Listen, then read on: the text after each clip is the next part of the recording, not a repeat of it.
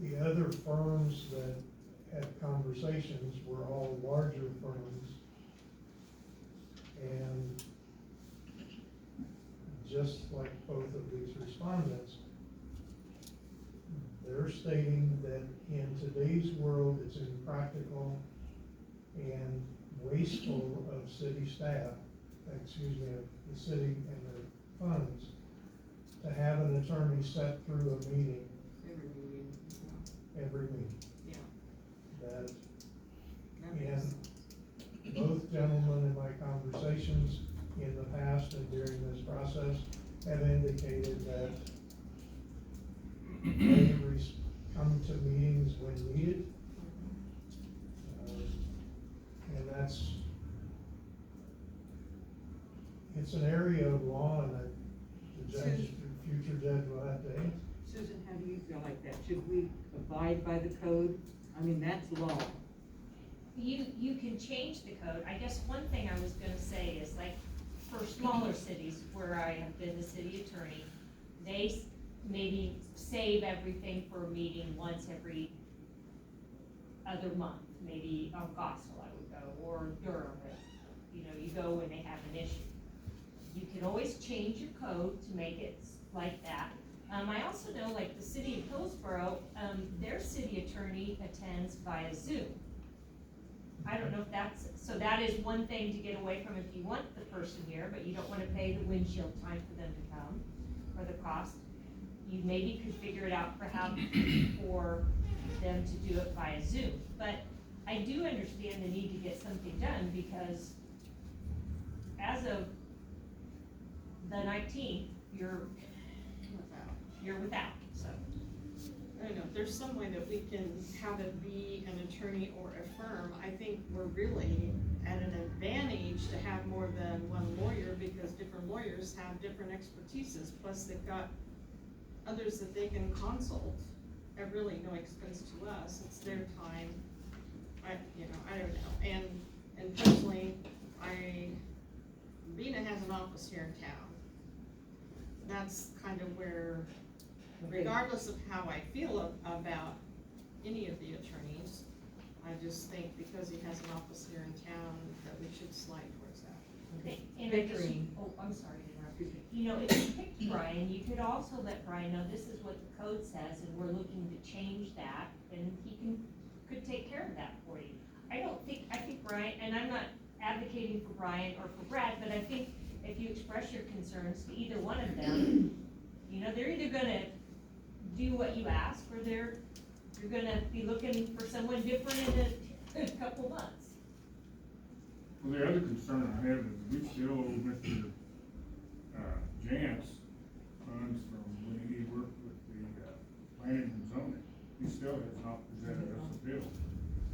Maybe he And, doesn't need it. uh, Maybe he doesn't need it.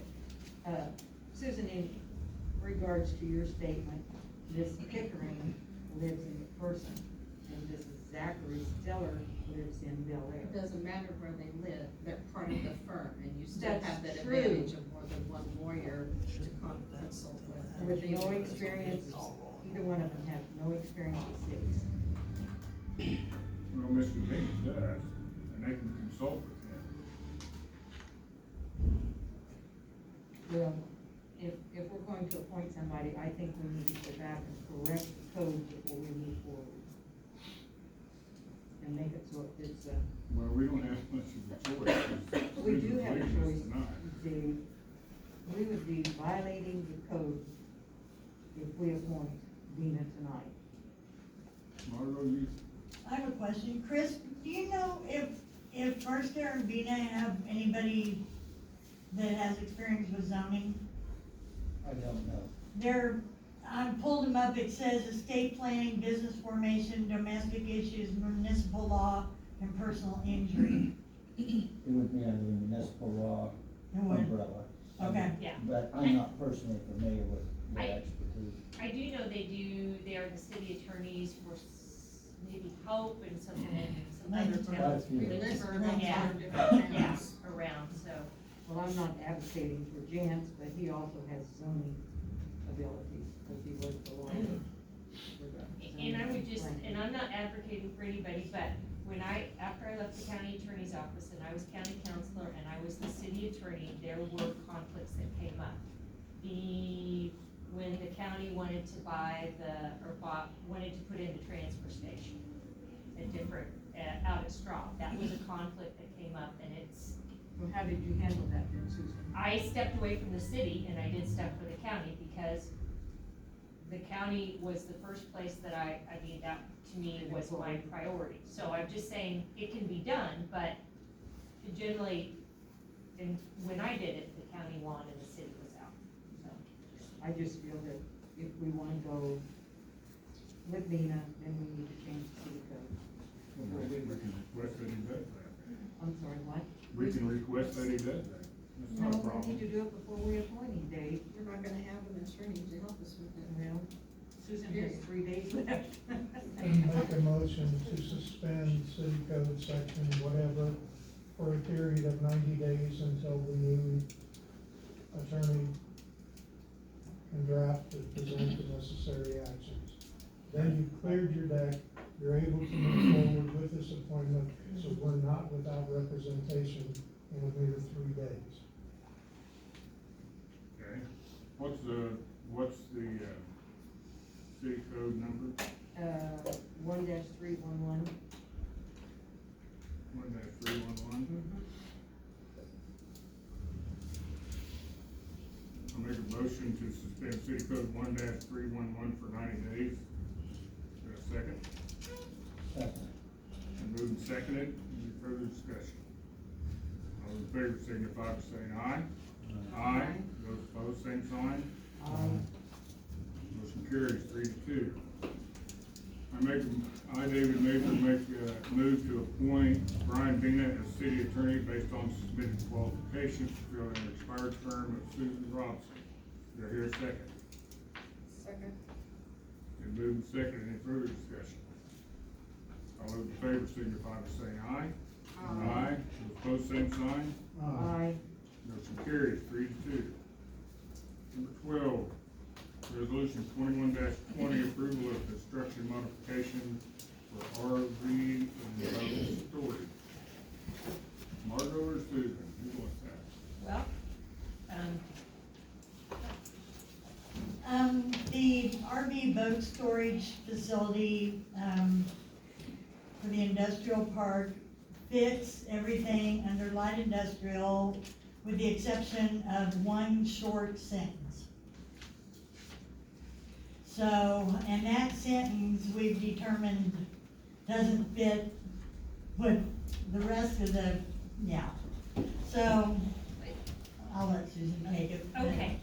Well, when we were looking, because you know that, she wants to purchase a lot up there and it's zoned light industrial, and that is to store, RVs. And boats. And boats. And so in looking at it, 12.2 in parents A allows, in light industrial, allows for building materials, lumber yards, recreational vehicles, boats, and manufactured housing, sales, storage, and repairs. So it would appear to fit into that.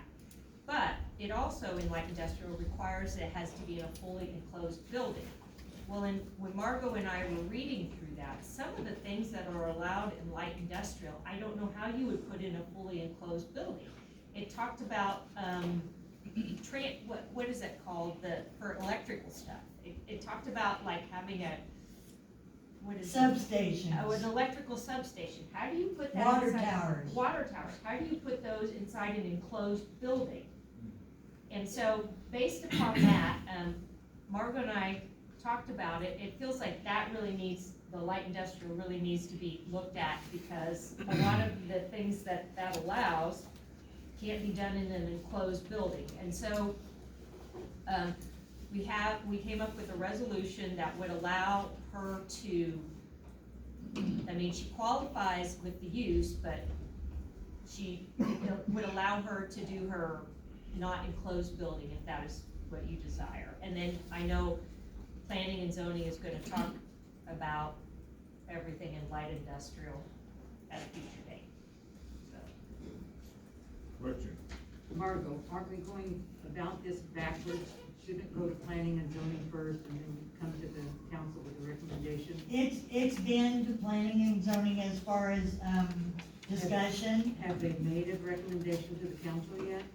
Well, Well, 25-1.04 states, all purpose zoning changes shall, which is mandatory, first be submitted to the planning commission for recommendation and report.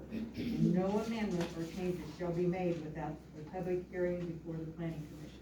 I understand, this is a unique situation, because I do not see why we would require them to go through all this, and we know that one sentence is just I know not that. correct. I We know know that. we're gonna change it, I know that, but if we have zoning laws, they should be followed. And as far as I'm concerned, this is a violation because you or Susan, either one, are not authorized to make these decisions. It is a planning commission that is authorized to do that. So it is a violation, it could be turned into the attorney general. I hear what you're saying, but I also don't think it'll stand up in court if they come back to us and say, you cannot require us to have fully enclosed, because you can't put a water tower in a fully enclosed building. It won't stand up in my mind. Well, not everything that's in light industrial has to go in a building. Well, but the way this is worded, until we fix this, that's why we're asking for your help. Well, that's what I'm telling you, let's go to planning and zoning first, and then get them to fix it. Do you know how long that's gonna take? Well, I'm not against this RV storage, in fact, it's something that we can use. I guess I would say this, we're not amending or changing that. We're just trying to find a way to allow these people to do something. So to say that Margot and I are violating the law is a little offensive. What you're doing is issuing a conditional use permit, more or less. No, No, I am not that's what I issuing- want them to not have to do, because this makes no sense at all. And they fit into the uses. And Margot and I talked about that, because they fit into the uses, and we even discussed it with, what's his name from planning and zoning, I can't even. Terry, Terry. the chairman. Because it's not a CUP type thing, because they fit into the uses. So, you know, it is totally up to you. I'm not changing the law, I'm just giving you a way to do it if you want it. But that doesn't change anything that planning and zoning has. It fits into the uses, but there are some things in it that don't make sense. I agree, Susan, but, And I'm sorry to get worked up, but that's okay. I I still think we need to follow the zoning book. If it says it needs to go to planning and the commission first for a decision, then let's do it. What do you suggest I have them apply for? Well, a conditional use permit. Yes, they don't need one. They don't need one. They Okay, need just the have the requirement. planning commission okay it then, and send it up with a recommendation that this would be okay.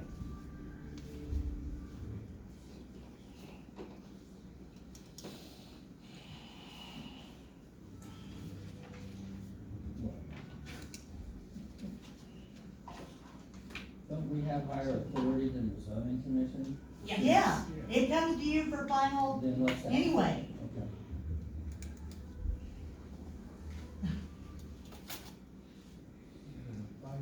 Okay, city code 16-104, powers and duties. It states the governing body and the planning commission shall have all the rights and duties as authorized in Kansas State Statute 12-741 and amendments thereto, which are hereby incorporated in reference and part of this article and shall be given full force. So that puts the duties on the commission and the council. And then if we go back to 25-104, and it says it needs to go to the planning commission first, with a recommendation report to the council. But this same resolution would come right back to us. That's For right, approval. it would. But we don't do it after the fact, is what I'm trying to get across. We don't approve it and then ask the planning and zoning board to change it. We've got a whole bunch of changes to make, It's Well, gonna we take a need long to get started time. on them. We need funding, we need help, and we've got a comprehensive plan to redo, and there's a lot of work right there. In the meantime, I don't wanna hold these people up. That's on you then. Well, I move to approve resolution 21-20, authorizing the approval of a use of real estate in light industrial district. Do I hear a second? Second. And move second, any further discussion? All those in favor signify by saying aye. Aye. Those opposed, same sign. Aye. Motion carries 4-1. Number 13, approval of unreal sales agreement. They were unable to attend today because they're ill. But you had their sales agreement in your packet. There's a couple of things that you need to look at. They're asking, at the bottom of the second page for you to split the cost of the title insurance. And at the top of the third page, they've requested 2 culverts be installed and are asking that the city consider picking that up. Roger, I'd like to hear your input on Traditionally, we provided one entrance per lot. And most of the time, just supplied the actual structure, the tube itself. that. Okay, and then the developer, property owner is to take care of it from that point. And it has been done for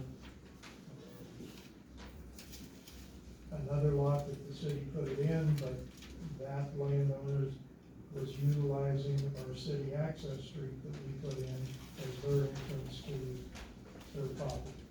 So that was the only one that we covered the entire cost of the installation. Did I see that they start out with $16,000 is what they're offering?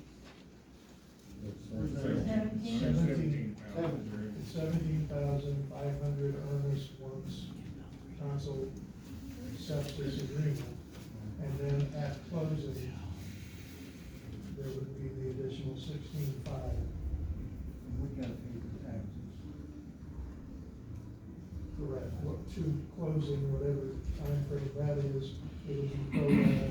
And what they're asking for is title insurance on land that we've owned since it was platted. Yeah, I don't really know, unless they're getting a mortgagee, unless they're getting a mortgage and, but I don't know.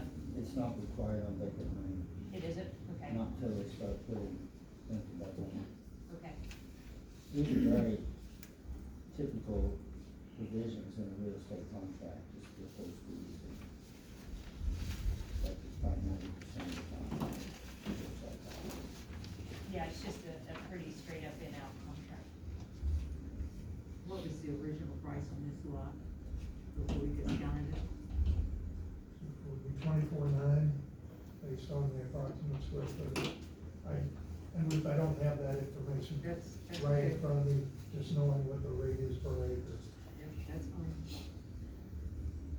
Well, I noticed that they asked us to split the cost of the title insurance, and yet Dollar Tree is paying all costs. And I see no reason to put the second culvert in for them, since we gave them a big discount. I think there needs to be some consideration for private business owners versus corporation. Corporations can afford to pay more, Yes. and I don't wanna discourage small business owners. Anything else? I entertain a motion to approve the sales agreement. So moved. Here's a Could second. that motion restate what terms you agree? Yeah. But in the agreement here that was presented, it was splitting the title insurance expenses. Is that what you're talking about? Yes, and then the culvert, are you, do you want it to? Just one. Okay, which one are we doing now? We're approving the agreement splitting title insurance and providing one culvert. I second. Moved and seconded, any further discussion? All those in favor signify by saying aye. Aye, those opposed, same sign. Motion carried 5-0. Okay, thank you. Okay, You're up again. parking regs, we gave you the current regs, showed you the changes, and then the final draft if you accept it. Basically, all they've done here is say that you need to go look at your district and see how many parking spaces are required.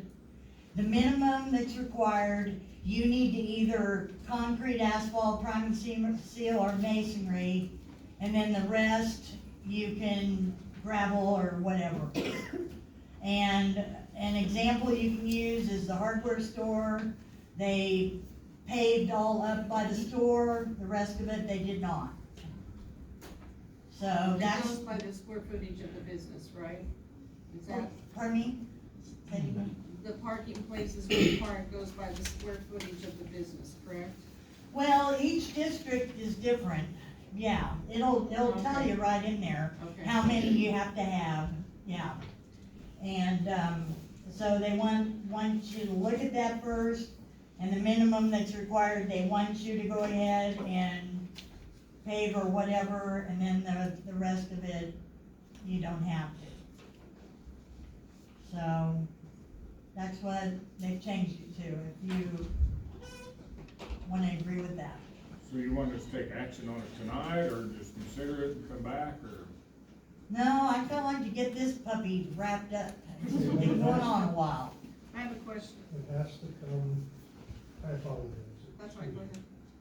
In order to adopt these changes, it has to come in the form of an ordinance that you all will Okay. pass to modify. This is basically a first read of an assumed recommendation. And there's still some questions to be answered in definitions, as masonry is not a horizontal surface term used in construction. It's only used in vertical construction terms, so our definitions chapter needs to be amended along with this amendment to clearly state what is intended by that verbiage. So there's not a question as to what material. I mean, technically, masonry can be clay, so we're gonna let clay be used as parking. Yeah. And I understand where the zoning would like to get this issue resolved. It's been out there since February of this year. But we do need a little further clarification, and then an amendment, an ordinance that will amend the zoning regulations. You have a question? Yeah, I was, with the structure that, Bill and Essie Barbecue is going to go into, are they planning on using that, do they own that lot beside it? They do own the lot. So are they planning to use it for parking? Without going back to their plans, I cannot. I know it's part of the grant application. It makes reference to an outdoor seating area for the restaurant. Yeah, which wouldn't be Don't parking. know the scope beyond that. Yeah, I just wondered if it would affect them, because that building is huge, and how many parking places, if they used any of that parking, you know, how that would affect them.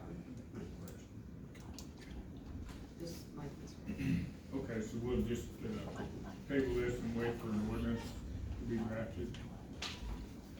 Correct? Yes, sir. The zoning administrator wants to move forward with this amendment, the group will have an ordinance drafted. Okay. Anyone else have any questions? Okay, number 15, discussion regarding food bank directional sign. Wanda. This is a very small sign that does not advertise the food bank. It simply directs you how to go in their driveway so that we don't have a bunch of traffic backed up on Main for people trying to pick up. And, this is in city right of way. There's no utilities under it. And I would like you to approve this because it's kinda like that VFW sign. It's home rule as far as KDOT's concerned. And like I said, it's not an advertising sign. This is not a sign saying this is a food bank. It's simply saying, enter here. You mean a sign on a post, or Nope. written on concrete, or? It's down on the ground, but it's about that big. It's just. a It's outside of the sidewalk. It's on the street side of the sidewalk. But it's not on the right of way, is it? Yes, it is. It is It on is. the right of way. Mhm. Okay. And I- But you can approve that.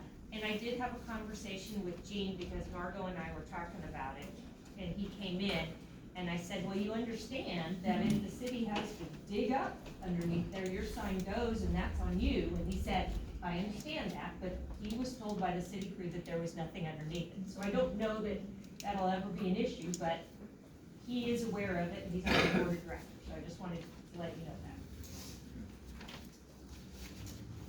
Your city code section 13505 paragraph A will allow you to approve this for me, please. I make a motion that we allow this sign to be placed. Okay, do I hear a second? Second. And move second, any further discussion? All those in favor signify by saying aye. Aye, those opposed, same sign. Thank you. Carried, 5-0. Number 16, real estate contract with CBC Marion LLC counter offer discussion. Roger? Okay, at the last city council meeting, council approved the sales contract, sales agreement for the property at 826 North Roosevelt. And part of what was submitted by the city council back on theirs was that we would strike and the seller shall be liable for and reimburse the buyer for buyer's out-of-pocket expenses in connection with this contract. I presented that, basically the council's counter offer to them. They have refused to accept that. They desire that the liability for the sellers be back in place.